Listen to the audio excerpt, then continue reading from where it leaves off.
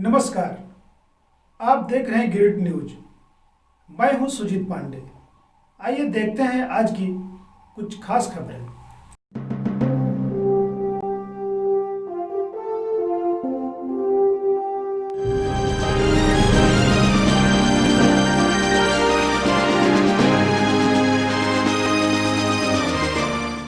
मुफस्सिल क्षेत्र के चतरो स्थित बालमुकुंद स्टील फैक्ट्री में कार्यरत क्रेन ऑपरेटर राजेश कुमार राम की ड्यूटी के दौरान संदेहास्पद स्थिति में मौत हो गई। फैक्ट्री संचालक द्वारा घटना को छिपाने की मंशा से शव को गिरिडीह धनबाद रोड में फेंक दिया गया, जिससे स्थानीय ग्रामीणों में काफी रोष है। डीपीओ को तो बोल बात करते थे, एकदम ड्यूटी में था। तो सुनिए ना, एंट्री जो सुनिए वो रजिस्टर जो होता है ना, ड्यूटी का एंट्री रजिस्टर होता है। सबसे पहले है ना पोस्टमार्टम अभी नहीं करवा अभी रिसीव रिसीव बॉडी में मत हाँ अवेलेबल नहीं है, जलते ही हम लोग रिसीव नहीं करेंगे।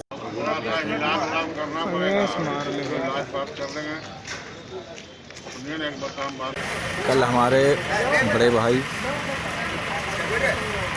राजेश कुमार राम रोज़ की तरह कल नाइट शिफ्ट ड्यूटी था उनका बालमुकुंद फैक्ट्री में। वो घर से 9 बजे निकले और 9 बजे निकलने के बाद हमें रात को लगभग 10:35-40 में फ़ोन आया उन्हीं का मोबाइल से कि उनका देहांत हो गया है, दुर्घटना हो गया है।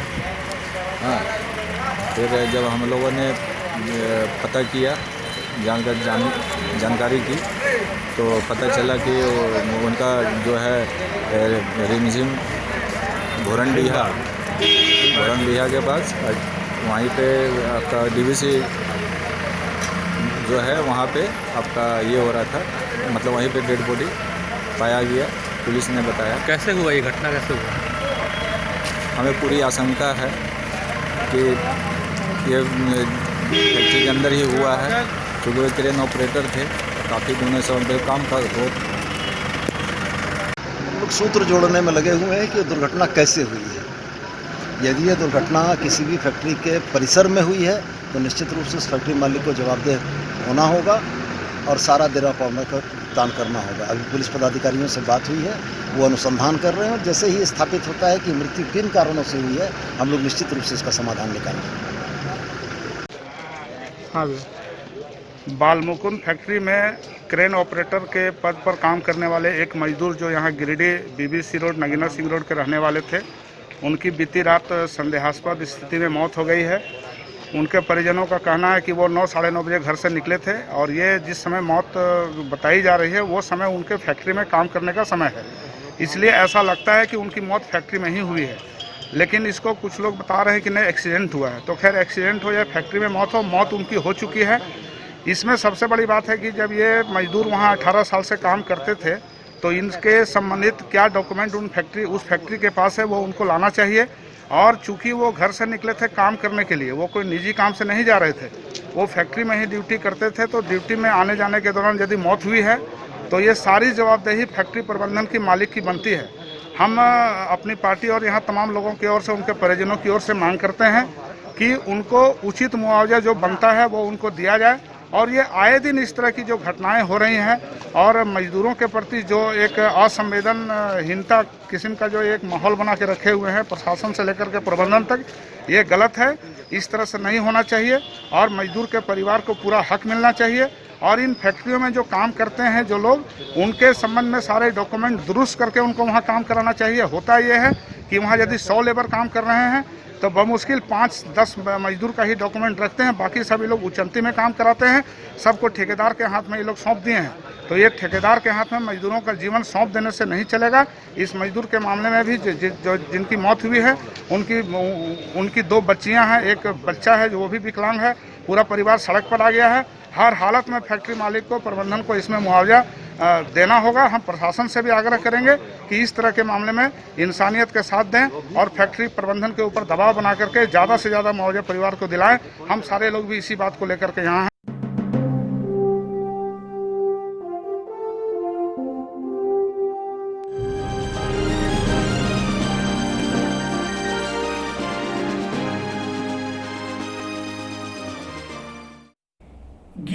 में अवैध बालू तस्करी के खिलाफ जिला प्रशासन की कार्रवाई लगातार जारी है। इसी कड़ी में मुफस्सिल थाना क्षेत्र के गरहाटांड़ स्थित बालू घाट में छापा मारकर बालू लदे 5 ट्रैक्टर को जब्त किया गया। प्रशासन द्वारा लगातार हो रहे कार्रवाई से बालू माफियाओं में हड़कंप मच गया है।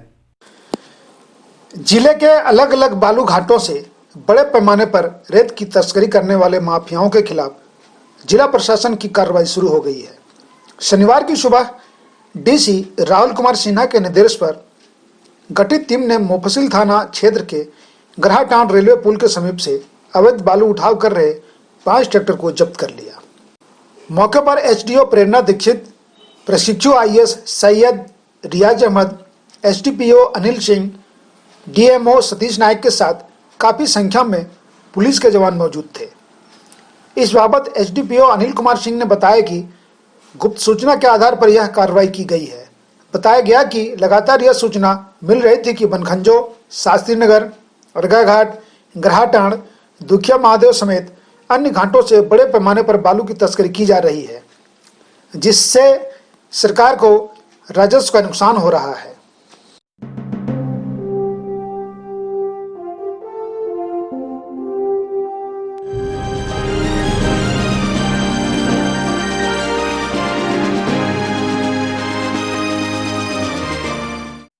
शनिवार को लोक जनशक्ति पार्टी का 20वां स्थापना दिवस केंद्रीय दिवंगत मंत्री स्वर्गीय रामविलास पासवान के चित्र पर श्रद्धा सुमन अर्पित करते हुए मनाया गया। कार्यक्रम का आयोजन जिला कार्यालय गिरिडीह में किया गया, जिसमें पार्टी के कई वरीय कार्यकर्ता मौजूद थे।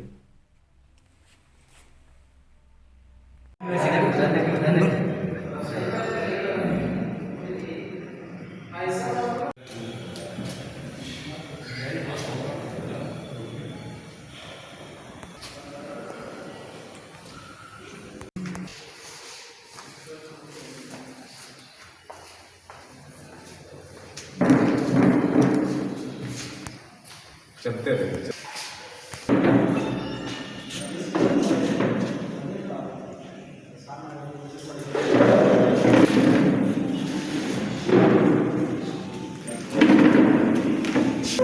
आज लोक जनशक्ति पार्टी का 20वां स्थापना दिवस समारोह है। पूरे देश में लोक जनशक्ति पार्टी आज अपना 20वां स्थापना दिवस मना रही है। इस अवसर पर पार्टी के संस्थापक स्वर्गीय रामविलास पासवान को हम लोग श्रद्धासुमन अर्पित किए और उनके द्वारा किए गए कार्यों को याद किए। पूरे कोविड पीरियड में जिस तरह से गरीबों, दलितों, पिछड़ों और भारत की जनता के लिए उन्होंने राशन उपलब्ध कराया, आज भी लोग याद कर रहे हैं। हम लोग लोक जनशक्ति पार्टी पूरे देश में कन्याकुमारी से कश्मीर तक पूरा विस्तार कर रहे हैं और पिछले बिहार विधानसभा चुनाव में हम लोगों ने जो व्यापक सफलता पाई है, 25 लाख वोट लाकर, काफ़ी दल हम लोगों से पीछे रह गए, लगभग 6% वोट आया। आगे हम लोग श्री चिराग पासवान के नेतृत्व में लोक जनशक्ति पार्टी को मजबूत करेंगे, पूरे देश में मजबूत करेंगे, बिहार में मजबूत करेंगे, झारखंड में मजबूत करेंगे। बहुत बहुत धन्यवाद। पार्टी का 20वां स्थापना दिवस हम लोग मना रहे हैं और हमारे राष्ट्रीय महासचिव श्री राजकुमार राज जी के नेतृत्व में, और हम लोग अभी अर्पित किए हैं और हम लोग पार्टी को झारखंड में जितना हम लोग से मजबूत बनाना है और बिहार में, झारखंड में सभी जगह मजबूत करना है। दिवस है जो श्री राजकुमार राज जी के राष्ट्रीय अध्यक्ष के नेतृत्व में किया जा रहा है और ये शपथ पत्र हम लोग इसलिए लिए हैं कि हमारे युवा पीढ़ी श्री चिराग पासवान जी के नेतृत्व को लेके, जो हमारे अभिभावक रामविलास पासवान जी, जिन्होंने जैसा काम किया है, उनकी हर एक काम को आगे बढ़ाने के लिए हम इसके पीछे, अपने पार्टी के पीछे उनके मार्गदर्शन को लगे रहेंगे।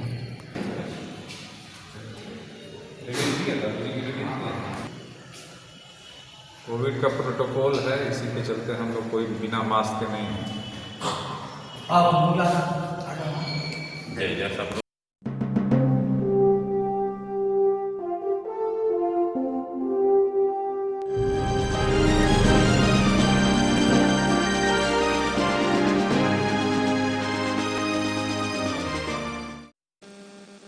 गांवा थाना क्षेत्र के मालडा गांव की एक महिला से शराब दुकान संचालक के द्वारा बुरी तरह से मारपीट करने का मामला प्रकाश में आया है। फिलहाल गांवा थाना पुलिस मामले को लेकर छानबीन करने की बात कर रही है। घटना के बारे में बताया जाता है कि गांवा बेरा मुख्य पथ पर पांडे होटल संचालक दिनेश पांडे का होटल के नजदीक रहने वाली मीना देवी से नोकझोंक शुरू हो गई और फिर दिनेश पांडे अपने भाइयों के साथ मिलकर पीड़िता और उसके पुत्र के साथ मारपीट शुरू कर दिया, जिसमें महिला बुरी तरह से जख्मी हो गई। इस दौरान पीड़िता के घर पर पथराव भी किया गया है। जानकारी के अनुसार पांडे होटल में अवैध रूप से महुआ शराब की बिक्री की जाती है। इसी बात को लेकर मीना देवी के द्वारा मना किए जाने पर उनके साथ शराब दुकान संचालक दिनेश पांडे ने अपने भाइयों के साथ मिलकर बुरी तरह से मारपीट शुरू कर दिया। घायल मीना देवी ने इस घटना को लेकर गांवा थाना को लिखित आवेदन दिया है और आरोपियों पर कार्रवाई की मांग की है। गांवा थाना पुलिस मामले की छानबीन करते हुए आरोपियों को गिरफ्तार करने के लिए छापेमारी कर रही है, लेकिन अभी तक आरोपी पुलिस की गिरफ्त से बाहर हैं। जानकार सूत्रों से पता चला है कि पुलिसिया दबिश के कारण दिनेश पांडे के द्वारा पीड़िता व उसके परिवार पर केस उठाने का दबाव बनाया जा रहा है। केस नहीं उठाने पर बुरा परिणाम भुगतने की धमकी भी दी जा रही है। वहीं गांव के कुछ प्रबुद्ध लोग इस मामले को सुलह कराने की बात कर रहे हैं।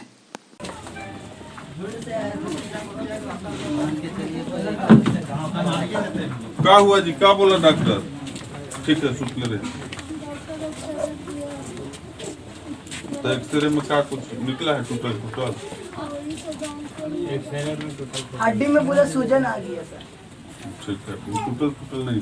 मैं और बोला कि मतलब कि जो वो एक बाकी है, वो जैसे सिटी स्कैन दिया वो बाकी है, जैसे वहाँ सदर में धनबाद किया हो। हाँ धन्यवाद। धनबाद क्या नहीं ले गई? धनबाद ना लेने के कारण जैसे आज गाँव वाला बोला था कि हम सभा बैठाई, हाँ। तो इसके लिए यहाँ एसपी के क्या फोन किया था? अभी एसपी को फोन किया था? एसपी को फोन किया था मैंने मृत्युंजय पांडे। हम किया है। तो आप किए थे, तो जब यहाँ पंचायती बिठाना है तो एसपी को पहले फोन किया है? पंचायती बैठाना, पंचायती में जब डिसीजन हम लोग को नहीं, मतलब कंडीशन यहाँ पर ये उपाय है। अरे नहीं, आप समझते हैं ना, एसपी कहेगा कि पुलिस कुछ नहीं कर रहा है, जैसे परेशान होता है जी। अब जब पंचायती आप लोग कीजिएगा, पंचायती हम लोग करने की मूड में नहीं है। नहीं है ना? नहीं है। तो ठीक है, हम लोग ये माने जब यहाँ देख रहे हैं कि क्रिटिकल माना स्थिति है, हाँ, ठीक। तो ये स्थिति में हम लोग को पंचायती अगर करेंगे तो फिर ठीक होगा। इंक्वायरी के लिए नहीं आए, क्योंकि कंप्लेन गया 4 दिन पहले, हम आए थे, लेकिन यहाँ पे नहीं आए थे। तो यहाँ दूरा पर थोड़े आना है यार। इंक्वायरी के लिए हमको पता चला कि गई है वहाँ हॉस्पिटल, कल भी हम पता लगाया कि आया कि नहीं, तो नहीं आया है। चलिए वो बताइए, जहाँ झगड़ा हुआ है वहाँ बताइए। तो जाएगी नहीं जा पाएगी। वहाँ का चौहदी वगैरह लिखना है। हाँ कर रहा हूँ।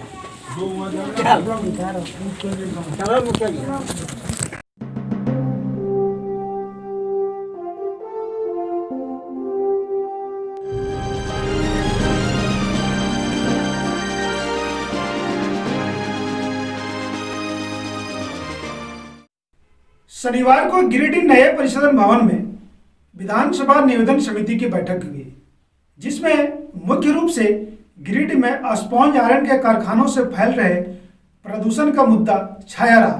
इस दौरान गिरिडीह के एसपी अमित कुमार रेणु एवं डीसी राहुल कुमार सिन्हा भी उपस्थित रहे। अरे भाई, तो काम हुआ, सुपरवीन का नहीं करे, वही करावेगा।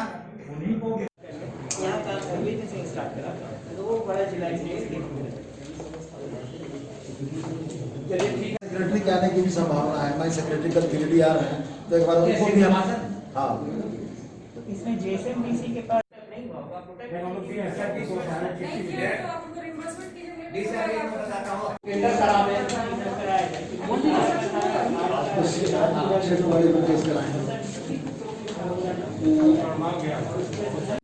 राज्य स्तर पर माननीय अध्यक्ष जी के द्वारा समिति बनाई जाती है, जिसमें एक निवेदन समिति है जिसका मैं चेयरमैन हूँ।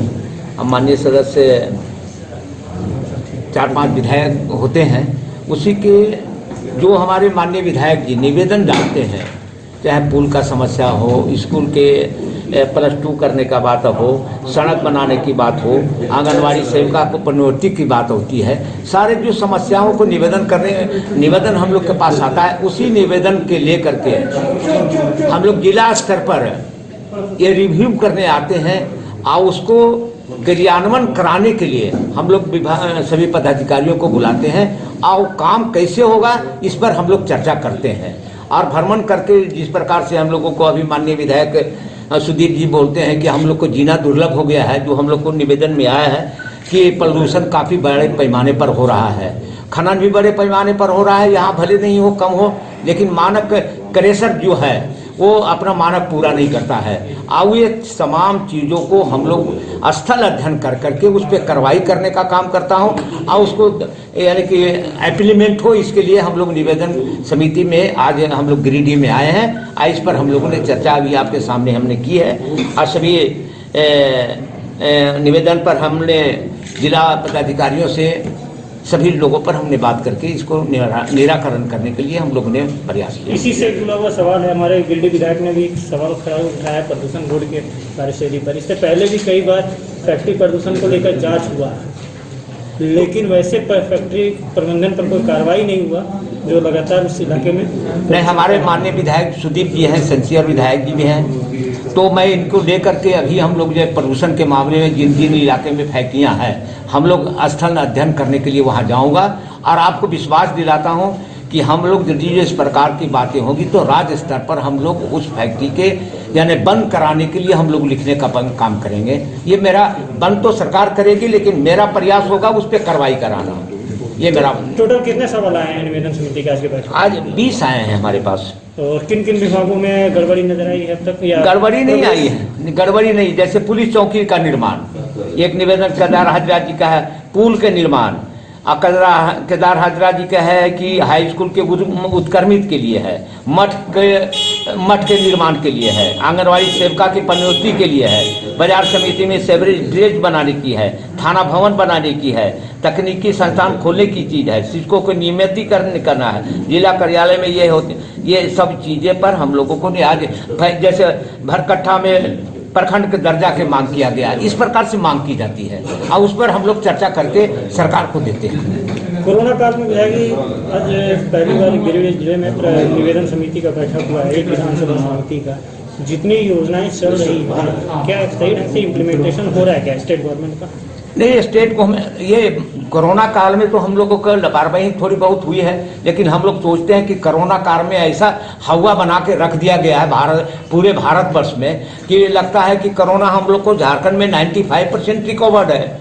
और यहाँ कोरोना उतना नहीं, आप देहात के गाँव में चले जाइए, एक भी मास्क नहीं लगाता है कोई, और सब एक जगह से दूसरे जगह एक साथ रहता है। लेकिन यहाँ हवा इतना खड़ा कर दिया गया है। लेकिन हम चाहेंगे कि कोरोना यदि जो है तो हम लोग को प्रिकॉशन रखना चाहिए, सोशल डिस्टेंशन रखना चाहिए, इम्यूनिटी पावर बढ़ा कर रखना चाहिए। झारखंड में कोरोना हम लोग को कुछ बिगाड़ेगा नहीं, जिसके कारण से बाधित हमारा राज्य का कार्य बाधित हुआ है, इसमें दो मत नहीं है। हमारा पीछे चला गया है, इसमें दो मत नहीं है। इसको भरपाई करने के लिए हम लोग जल्दी अगले साल, जैसे माननीय मुख्यमंत्री जी हमारे नौजवान मुख्यमंत्री जी हैं, उनका सोच है कि झारखंड को कितना ऊंचाई तक हम पहुंचावें। ये माननीय मुख्यमंत्री हेमंत सोरेन जी का ये सोच बहुत बड़ा है और और वो अग्रसर हमेशा चिंतित रहते हैं। और सारे विधायकों खुद से मिल करके हम लोग सौभाग्यशाली हैं। आप चले जाइए बिहार में मुख्यमंत्री मिलते नहीं है, चले जाइए उत्तर प्रदेश में माननीय मुख्यमंत्री मिलते नहीं है, लेकिन आज झारखंड के माननीय मुख्यमंत्री हेमंत सोरेन जी